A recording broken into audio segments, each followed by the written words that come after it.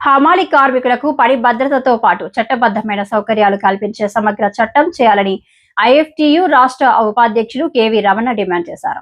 ఫిబ్రవరి 12న దేశవ్యాప్తంగా జరగనున్న సార్వత్రిక సమ్మె ప్రచారంలో భాగంగా పట్టణ కమిటీ ఆధ్వర్యంలో మార్కెట్ యార్డులో జరిగిన సభలో ఆయన మాట్లాడుతూ ప్రభుత్వాలు మారుతున్న అసంఘటిత రంగ కార్మికులకు, ముఖ్యంగా హమాలి కార్మికులకు ఇప్పటి వరకు ఎలాంటి హక్కులు కల్పించలేదని విమర్శించారు. ఎన్నికల ముందు ఇచ్చే హామీలు అమలు కాకుండా కార్మికులు వృద్ధాప్యంలో సంక్షేమం లేక తీవ్ర ఇబ్బందులు ఎదుర్కొంటున్నారని ఆవేదన వ్యక్తం చేశారు. కోట్లాది మంది అసంఘటిత కార్మికులకు చట్టం చేయాలని, కార్మికులు పోరాడి సాధించుకున్న 44 కార్మిక చట్టాలను అమలు చేయాలని, 4 లేబర్ కోడ్లను రద్దు చేయాలని, ఉపాధి హామీ పథకాన్ని పాత విధానంలో కొనసాగించాలని కోరుతూ ఫిబ్రవరి 12వ సమ్మెను జయప్రదం చేయాలని పిలుపునిచ్చారు. జయప్రదం చేయండి. ఫిబ్రవరి 12వ తారీఖున జరిగే దేశవ్యాప్త సార్వత్రిక సమ్మెను రద్దు చేయాలి. 4 లేబర్ కోడ్లను రద్దు చేయాలి. 4 లేబర్ కోడ్లను ఉపాధి హామీ పథకాన్ని పాత విధానంలో. ఈ ఫిబ్రవరి 12న దేశవ్యాప్తంగా కార్మిక సమస్యలపై, ఉద్యోగ సమస్యలపై, విద్యార్థుల సమస్యలపై, మహిళా సమస్యలపై, రైతుల సమస్యలపై, రైతు కూలీ సమస్యలపై, సమస్త ప్రజానిక సమస్యలపై దేశవ్యాప్త సార్వత్రిక సమ్మె జరుగుతుంది. దీన్ని జయప్రదం చేయాలని ఈరోజు ఇక్కడ మీటింగ్ ఏర్పాటు చేయడం జరిగింది. ఈరోజు ఎంత దుర్మార్గంగా కేంద్ర రాష్ట్ర ప్రభుత్వాలు వ్యవహరిస్తున్నాయంటే, విద్య, వైద్యం పేద ప్రజలకి తక్కువ రేటుకి అందుతుందంటే ప్రభుత్వ రంగ సంస్థలు ఉండబట్టి, ప్రభుత్వ ఆసుపత్రులు ఉండబట్టి ఇవి తక్కువ మనకి అంటే చాలా కారు చౌకగా పేద ప్రజలకి విద్యా వైద్యం అందుతుంది. దాన్ని ప్రైవేటీకరణ చేయడం కోసం కూటమి ప్రభుత్వం ఈరోజు పీపీపీ అనే విధానాన్ని తీసుకొచ్చి మొత్తం ప్రైవేటీకరణ, విద్యా సంస్థలు కానీ అటు ప్రభుత్వ ఆసుపత్రులు కానీ ప్రైవేటీకరణ చేయాలని చెప్పి చూస్తున్నారు. ఈ విధానాలని ఈ సార్వత్రిక సమ్మెలో వ్యతిరేకించాలని ప్రజలకి పిలుపునిస్తున్నాం. అదేవిధంగా అసంఘటిత రంగంలో ఉన్నటువంటి హమాలీ కార్మికులకు, భవన నిర్మాణ కార్మికులకు చట్టబద్ధ సౌకర్యాలు కల్పిస్తామని, పిఎఫ్, ఈఎస్ఐ సౌకర్యాలు కల్పిస్తామని అనేక సార్లు వాగ్దానాలు చేసి అధికారంలోకి వచ్చిన తర్వాత విస్మరిస్తున్నారు. వారికి ఈ సంక్షేమ పథకాలు అమలు చేయాలి, వారికి పిఎఫ్, ఈఎస్ఐ సౌకర్యం కల్పించాలి, పని భద్రత కల్పించాలి, చట్టం చేయాలి. అదేవిధంగా 4 లేబర్ కోడ్లు అవుతుందో ఆ లేబర్ కోడ్లు ఎత్తివేయాలని చెప్పి మేము డిమాండ్ చేస్తున్నాం. కార్మిక వర్గం అనేక సంవత్సరాలుగా పోరాడి సాధించుకున్న చట్టాలని రద్దు చేసి 4 లేబర్ కోడ్లు తెచ్చారు. ఇది దుర్మార్గమైన చర్య. అదేవిధంగా భారతదేశంలో గ్రామీణ ప్రాంతాల్లో కరువు వస్తే ఆ కరువుకు సంబంధించి ఉపాధి హామీ పథకాన్ని 2005లో ఏర్పాటు చేశారు. కానీ ఈరోజు బీజేపీ ప్రభుత్వం ఆ పథకాన్ని రద్దు చేయడం కోసం రాష్ట్ర ప్రభుత్వాలు 40% భరాయించాలని చెప్పి కండిషన్ పెట్టి పేరు మార్చి ఈరోజు తీసుకొచ్చారు. దీనివల్ల ఇది నిర్వీర్యం అవుతుంది. ఉపాధి హామీ పథకం ఎత్తివేయబడుతుంది. గ్రామీణ ప్రాంత ప్రజలు చాలా ఇబ్బందులకు గురవుతారు. ఆ పాత పథకాన్ని అమలు చేయాలని చెప్పి డిమాండ్ చేస్తూ జరిగే సార్వత్రిక సమ్మెను జయప్రదం చేయాలని విజ్ఞప్తి చేస్తున్నాం. రద్దు చేయాలి 4 లేబర్ కోడ్లను రద్దు చేయాలి. 4 లేబర్ కోడ్లను కొనసాగించాలి. జాతీయ ఉపాధి హామీ పథకాన్ని పాత విధానంలో కొనసాగించాలి. జాతీయ ఉపాధి హామీ పథకాన్ని పాత విధానంలో కొనసాగించాలి.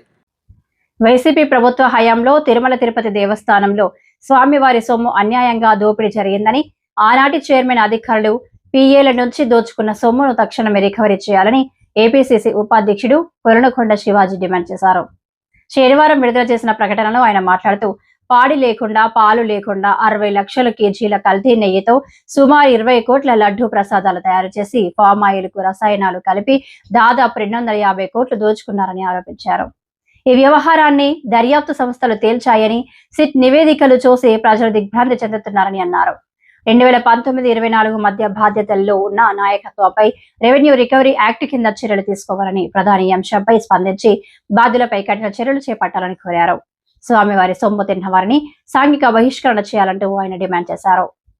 దేవస్థానానికి సంబంధించిన కల్తీ నెయ్యి సరఫరాలో జరిగిన అవతకుల మీద సిట్టు ఈరోజు ఏసీబీ కోర్టుకు పంపించిన నివేదికను చూస్తే హిందూ భక్తుల, తెలుగు ప్రజల మనోభావాలు తీవ్రంగా గాయపడినాయి. తీవ్ర దిగ్భ్రాంతికి గురయ్యారు, ఆవేదన చెందుతున్నారు. 2019-24 మధ్య తిరుమల తిరుపతి దేవస్థానానికి బాధ్యత వహించిన అధికారులు కానీ లేదా రాజకీయ నాయకులు కానీ వాళ్ళ మీద ఎన్ని ఆరోపణలు ఉన్నా సరే రాష్ట్ర ప్రభుత్వం వాళ్ళని ఆ పదవుల్లో కూర్చోబెట్టింది. కానీ ఏదో శుభ్రంగా చేశారా అంటే జంబో కమిటీ చేశారు. అది నిబంధనలకు విరుద్ధం, అటువంటి కమిటీ వేయకూడదంటే మళ్ళీ ఆ కమిటీని తీసేయటం కూడా జరిగింది. వాళ్ళు అనర్హులకి నెయ్యి సప్లై టెండర్లు ఇచ్చి కమిషన్లు దండుకొని లడ్డూలు అన్నప్రసాదాల విషయంలో ఈ కల్తీ నెయ్యి వాడటం మూలంగా ఆ భక్తుల మనోభావాలు దెబ్బతిన్నాయి. అరే, నెయ్యి సప్లై చేసేవాడికి డైరీ లేదు, అసలు పాలు లేకుండా నెయ్యి తయారు చేస్తాం, పామాయిలు అలాగే ఇతర కెమికల్స్ కలిపి నెయ్యి తయారు చేసి సప్లై చేసి 60 లక్షల కేజీల నెయ్యిని వాడు తిరుమల తిరుపతి దేవస్థానానికి అక్కడున్న అధికారులతో కొల్యూడయ్యి 250 కోట్ల రూపాయలు ఖజానాకి నష్టం చేసి 20 కోట్ల లడ్డూల్ని భక్తులకి పంచారు. ఇది ఘోరమైన అపచారం. తక్షణమే జగన్మోహన్ రెడ్డి గారు మీ పార్టీ మీద ఆ నిందేసుకోకుండా ఎవరైతే ఆరోపణలు ఎదుర్కొన్నారో వాళ్ళని మీ పార్టీలో ప్రాథమిక సభ్యత్వాన్ని నుంచి తొలగించండి. కల్తీ మధ్యలో ఉన్న వాళ్ళని కానీ తిరుమల తిరుపతి దేవస్థానంలో ఉన్న వాళ్ళని కానీ మీరు వెనకేసుకురాబాకండి. సోనియా గాంధీ గారు EP1 EP2లో ఆరోపణలు ఎదుర్కొంటున్న వాళ్ళని ఆరోపణలు వచ్చిన వెంటనే పార్టీ నుంచి బహిష్కృతి పంపించేశారు. ఎవరో సురేష్ కల్మాడి కానీ రాజా కానీ మారన్ కానీ శివరాజ్ పాటిల్ కానీ అనేక మందిని కూడా ఆరోపణలు వచ్చిన వాళ్ళని కాంగ్రెస్ పార్టీ బయటికి పంపించేసింది. మీరెందుకు వాళ్ళని మీరు పక్కన పెట్టుకొని మీ వాళ్ళ మళ్ళీకి మీరు అంటించుకుంటారని చెప్పి మేము అడుగుతా ఉన్నాం. మీకు ఏదైనా చిత్తశుద్ధి ఉంటే తక్షణమే వాళ్ళని షోకాజ్ నోటీస్ లేకుండా సస్పెండ్ చేయాలని చెప్పి కాంగ్రెస్ పార్టీ డిమాండ్ చేస్తూ ఉంది. ప్రభుత్వం మేనమేషాలు లెక్కించకుండా తక్షణమే సిట్ దర్యాప్తులో తేలిన అంశాల మీద రెవెన్యూ రికవరీ యాక్ట్ పెట్టి ఆస్తులను జప్తు చేయాలి, ఆ ఆస్తులను దేవస్థానానికి చేయాలని చెప్పి అటాచ్ చేయాలని చెప్పి ఈ పరకామణి కేసు వ్యవహారంలో కూడా పెద్ద తలకాయలు ఉన్నాయి. ఆ దర్యాప్తు నత్తనడుగుదొస్తూ ఉంది. బీసీ బిడ్డని అన్యాయంగా చంపేశారు, దాని మీద నిజ నిర్ధారణలు బయటికి రావటంలా అంత ఆవేదన చెందుతూ ఉన్నారు. ఈ పరిస్థితుల్లో దేవస్థానం యొక్క పవిత్రతను కాపాడే బాధ్యత తీసుకొని తక్షణమే దోషుల్ని శిక్షించాలని చెప్పి కాంగ్రెస్ పార్టీ డిమాండ్ చేస్తూ ఉంది. స్వాతంత్రం వచ్చిన కాడి నుంచి ఇంతవరకు 2019-24 మధ్య జరిగిన అక్రమాల్లో తిరుమలలో కొండ మీద జరగలేదని చెప్పి అందరూ చెప్పుకుంటా ఉన్నారు. దీనికి మాత్రం తగిన మూల్యం వైఎస్ఆర్ కాంగ్రెస్ పార్టీ చెల్లించుకోవాల్సిందే. బహిరంగ క్షమాపణలు చెప్పాలని చెప్పి కాంగ్రెస్ పార్టీ డిమాండ్ చేస్తూ ఉంది.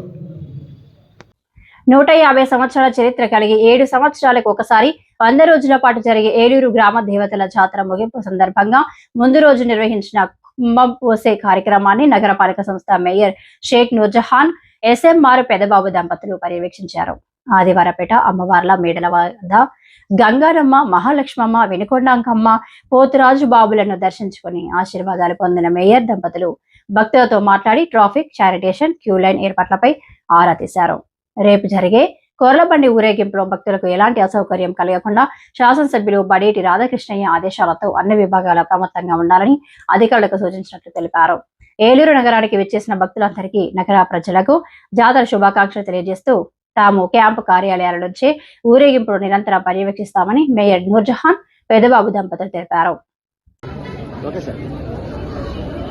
ముందుగా ఏలూరు నగర ప్రజలకి, అట్లాగే ఏలూరు జాతర మహోత్సవ కార్యక్రమానికి వివిధ రాష్ట్రాల నుంచి నలుమూల నుంచి వచ్చినటువంటి ప్రజానీకానికి అందరికీ కూడా జాతర శుభాకాంక్షలు తెలియజేసుకుంటూ, మరి ఏలూరులో గత 2-3 నెలలుగా అమ్మవారిని తీసుకొచ్చి ముడుపు కట్టి ఈ జాతర కార్యక్రమం చాలా అంగరంగ వైభవంగా ఏలూరు నగరంలో ప్రధానమైనటువంటి అమ్మవార్లు పిలిచినటువంటి 7 ప్రదేశాల్లో ఈ జాతర మహోత్సవ కార్యక్రమాలు దక్షిణ వీధి, తూర్పు వీధి, పడమర వీధి, పౌరపేట, ఆదివారపేట, లక్ష్మీవారపేట, తంగిమూడి ఈ ఏరియాల్లో అమ్మవారి జాతరని చేసేటువంటి కార్యక్రమం తలపెట్టడం జరిగింది.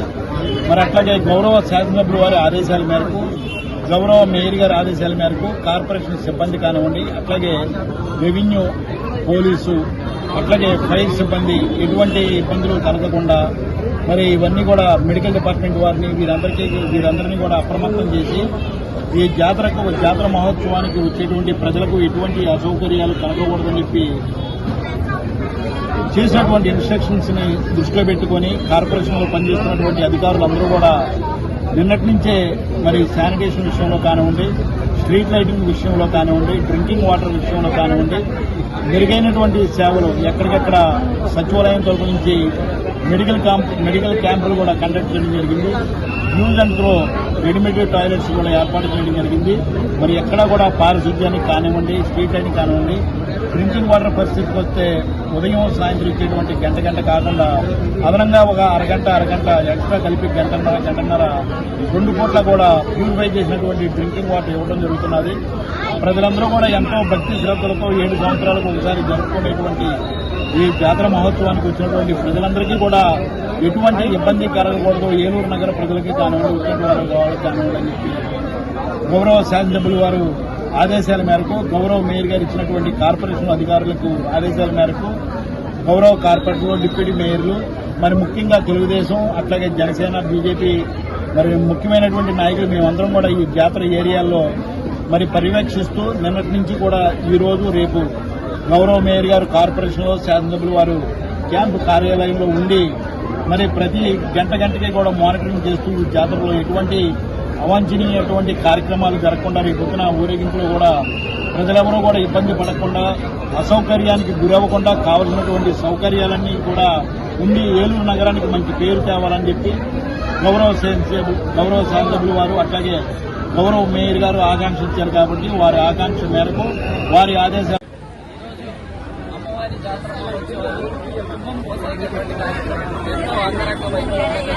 దాంట్లో భాగంగానే ఈ రోజున ఆదివారంపేట మరి ఇక్కడ మేడల వద్ద అమ్మవారిని దర్శించుకోవడం జరిగింది. ఏదైతే చుట్టుపక్కల ప్రాంతాల నుంచి కానివ్వండి, రాష్ట్ర నలుమూల నుంచి కానివ్వండి, మరి ఇక్కడ చుట్టాలు బంధువులు కూడా అత్యధిక సంఖ్యలో ఇక్కడ పాల్గొనడం జరుగుతుంది. మరి వారందరికీ కూడా ముందుగా జాతర శుభాకాంక్షలు తెలియజేస్తూ ఏదైతే మరి శానిటేషన్ పరంగా కానివ్వండి, అలాగే స్ట్రీట్ లైటింగ్ కానివ్వండి, వాటర్ సంబంధించి కూడా కార్పొరేషన్ పరంగా మేము తీసుకోవాల్సిన చర్యలన్నీ కూడా తీసుకోవడం జరుగుతుంది. గౌరవ శాసనసభ్యుల వారు మేము కూడా మరి ప్రత్యేక చర్యలు తీసుకొని ఎక్కడా కూడా ఇబ్బంది లేకుండా శానిటేషన్ వర్కర్స్ కూడా ఎక్కువగా అదనంగా నియమించడం జరిగింది. అలాగే వాటర్ సదుపాయం కూడా కల్పించుకోవడం జరుగుతుంది. మరి అవన్నీ కూడా మేము తీసుకోవాల్సిన చర్యలన్నీ కూడా తీసుకోవడం జరుగుతుంది. అలాగే మెడికల్ క్యాంపులు కూడా ఏర్పాటు చేయడం జరిగింది. మరి ఇవన్నీ కూడా మరి ఏలూరు నగర ప్రజలకి మరి మన ఏలూరు కార్పొరేషన్లో జరుగుతున్నటువంటి ఈ జాతర మహోత్సవంలో మరి చుట్టుపక్కల ఎంతో మంది వస్తారు కాబట్టి వాళ్ళందరికీ కూడా మరి ఎలాంటి సౌకర్యాలను కూడా కల్పించుకోవడం జరుగుతుంది. మరి ఈ రోజు రేపు కూడా చక్కగా ఈ యొక్క జాతర మహోత్సవాలు ఎలాంటి అవాంఛనీయ సంఘటనలు జరగకుండా ఉండాలని శ్రీ గంగానమ్మ అమ్మవారి ఆశీస్సులతో ప్రజలంతా సుభిక్షంగా సుఖ సంతోషాలతో వర్ధిల్లాలని టీడీపీ జిల్లా అధ్యక్షులు, ఏలూరు ఎమ్మెల్యే, పవర్పేట జాతర కమిటీ గౌరవ అధ్యక్షులు బడేటి చంటి ఆకాంక్షించారు. ఆదివారం పవర్పేటలోని శ్రీ గంగానమ్మ ఆది మహాలక్ష్మమ్మ, వీటికొండ అంకమ్మ, పోతురాజుల బాబుల జాతర మేళను సందర్శించి అమ్మవార్లకు ప్రత్యేక పూజలు నిర్వహించిన ఆయన జాతర మహోత్సవాలు అంగరంగ వైభవంగా సాగడం ఎంతో ఆనందంగా ఉందన్నారు. జాతర ముగింపు ఉత్సవాన్ని ప్రజలంతా కుటుంబ సభ్యులు, బంధుమిత్రులతో ఆనందోత్సాహాలతో జరుపుకోవాలని పిలుపునిచ్చారు. ఈ సందర్భంగా ఏఎంసీ చైర్మన్, జాతర కమిటీ అధ్యక్షులు మావిళ్లపల్లి పార్థసారథి ఊరేగింపు ఏర్పాట్లు, రూట్ మ్యాప్ను వివరించడంతో పాటు ఫిబ్రవరి 12న మహా అన్న సమారాధన నిర్వహించనున్నట్లు తెలిపారు.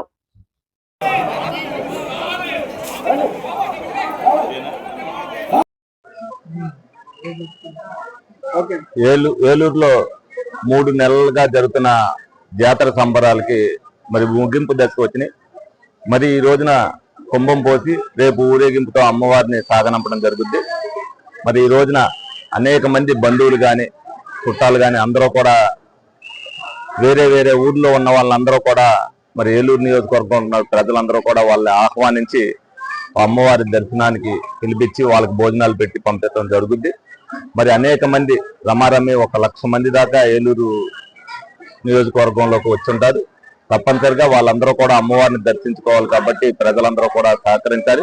ప్రతి ఒక్కరు కూడా అప్రమత్తంగా ఉండాలి. ఎందుకంటే వస్తువులందరూ కూడా ఏదైతే వేసుకొస్తారో అమ్మవారిని దర్శించేటప్పుడు త్వరతొక్కుడిగా ఉంటది కాబట్టి అందరూ కూడా లైన్లు పాటించి ఏ ఇబ్బంది లేకోకుండా ఎవరి వస్తువులు వాళ్ళు జాగ్రత్త చేసుకునేటట్టుగా వాళ్ళు అప్రమత్తంగా ఉండాలని ఈ సందర్భంగా వాళ్ళందరికీ కూడా సూచన ఇవ్వడం జరుగుతుంది.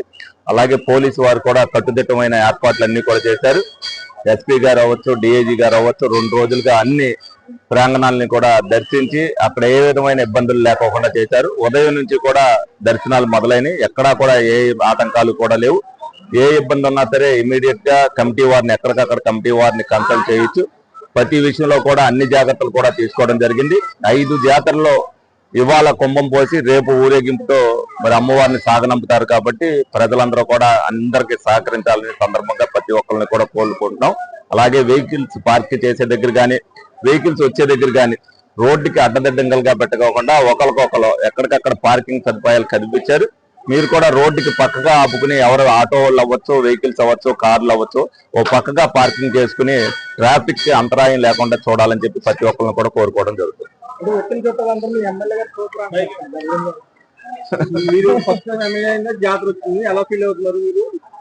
నాకు ఆనందంగా ఉంది. అన్ని ఏర్పాట్లు కూడా మీరు మీడియా వాళ్ళు కూడా అందరూ కూడా సహకరించారు. 3 నెలలుగా ప్రతి విషయంలో కూడా ఆ కమిటీ వారు అవ్వచ్చు, పోలీసు వారు అవ్వచ్చు, అధికారులు అవ్వచ్చు, ప్రజలు అవ్వచ్చు, అందరూ కూడా సహకరించుకుని అమ్మవారిని తీసుకొచ్చేటప్పుడు కానీ రకరకాలుగా ఏదైతే నన్నమారమ్మను కానీ అలాగని మేడల్లో ప్రవేశపెట్టేటప్పుడు కానీ అన్ని కూడా అంగరంగ వైభవంగా చేశారు. ఇవాళ వరకు అన్ని కూడా ఎంత జాగ్రత్తలు చేసుకున్నారు, అంతకు మించిన జాగ్రత్తలు ఈ 2 రోజులు తీసుకోవాలి కాబట్టి దానికి కూడా అన్ని కట్టుదిట్టమైన ఏర్పాట్లు కమిటీ వారు కూడా చేశారు. దానికి మీడియా కూడా సహకరిస్తే మీడియా వారు కూడా ఎక్కడైనా ఇబ్బందులు జరుగుతుంటే ఆ కమిటీ వారి దృష్టికి తీసుకురావాలని చెప్పి సందర్భంగా మిమ్మల్ని కూడా కోరుకోవడం జరుగుతుంది. అందరూ ఇప్పుడు నేను అందుకనే కదా ఎవరు గొప్ప అనేది కాకుండా అందరికీ నేను సమానంగా ఇచ్చే, చిన్నది అవ్వచ్చు పెద్దది అవ్వచ్చు, అందరికీ కూడా నేను చందా ఇచ్చే విషయంలో కూడా అందరికీ ఇచ్చేసాను. అన్ని చోట్లకి కూడా అన్నిటికి నేను ఏదైతే ముడుపు మోసానో అన్నిటికీ కూడా 2 సార్లు 3 సార్లు ప్రతి ఒక్కదానికి వెళ్ళాను. ఒక విధంగా చెప్పాలంటే కొత్తగా పెట్టిన దర్శన వీధికి నేను ఎక్కువగా వెళ్ళడం జరిగింది. వాళ్ళకి ఎందుకంటే కొత్తగా వచ్చారు కాబట్టి వాళ్ళని కూడా ప్రోత్సహించాలనే ఉద్దేశంతో, వాళ్ళు నిరుత్సాహపడకూడదన్న ఉద్దేశంతో అమ్మవారు అందరికీ ఒకటే. అమ్మవారి యొక్క ఆశీస్సులు ఏలూరు ప్రజానీకం మీద డెఫినెట్ గా ఎవరైతే బంధువులు వస్తున్నారో వాళ్ళ మీద, వాళ్ళ కుటుంబాల మీద ఉండాలి. అమ్మవారి యొక్క దీవెనలు అందరూ కూడా తీసుకోవాలి. ప్రతి ఒక్కరు కూడా బాగుండాలని సందర్భంగా అందరినీ కూడా కోరుకుంటుంది. ప్రజల సంక్షేమం, నియోజకవర్గ అభివృద్ధి లక్ష్యంగా ఏలూరు పార్లమెంటు పరిధిలో కూటమి నాయకులంతా సమన్వయంతో పనిచేస్తున్నామని ఎంపీ పుట్ట మహేష్ కుమార్ తెలిపారు. ఆదివారం దెద్దలూరు నియోజకవర్గం జాలిపూడి గ్రామంలో ఎమ్మెల్యే చింతవనేని ప్రభాకర్ తో కలిసి ఆయన వాటర్ ట్యాంక్, కమ్యూనిటీ హాల్ శంకుస్థాపనతో పాటు మైక్రో ఫిల్టర్ ప్లాంట్ ప్రారంభోత్సవంలో పాల్గొన్నారు.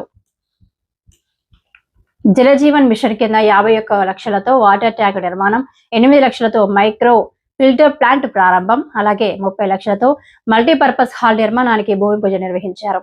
ఈ సందర్భంగా ఎమ్మెల్యే చింతమనేని ప్రభాకర్ ప్రజాసేవ పట్ల చూపుతున్న చిత్తశుద్ధి యువ నాయకులకు ఆదర్శమని ఎంపీ ప్రశంసించారు. ఎంపీ లాట్స్ కింద మంజూరైన పనులను వేగంగా పూర్తి చేస్తామని, దెందులూరు నియోజకవర్గ అభివృద్ధికి తన పూర్తి సహకారం ఉంటుందని ఎంపీ పుట్ట మహేష్ కుమార్ హామీ ఇచ్చారు.